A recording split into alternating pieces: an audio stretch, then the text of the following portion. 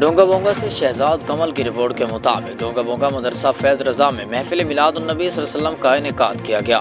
اس بابرکت محفل کی صدارت مرکزی میلاد کمیٹی کے چیئرمین و محتمم مدرسہ فیض رضا حضرت علامہ مولانا حافظ شکیل احمد قادری نے کی۔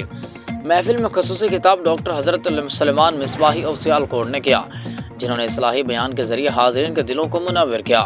محفل کا آغاز تلاوت کلام پاک سے ہوا، جس کے بعد نعت خوانی بھی کی گئی۔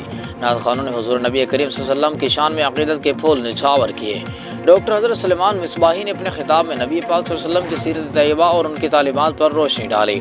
انہوں نے کہا کہ حضور علیہ الصلوۃ والسلام کی تعلیمات پر عمل پیرا ہو کر ہم اپنی زندگیوں کو بہتر بنا سکتے ہیں۔ محفل میں علاقے کے معززین، علماء کرام اور عوام کی بڑی تعداد شریک ہوئی۔ محفل کے اختتام پر درود و سلام پیش کیا گیا اور دعا بھی کی گئی۔ اس موقع پر مدرسہ فیض رضا کے منتظمین نے محفل کے کامیاب انعقاد پر تمام شرکاء کا شکریہ ادا کیا۔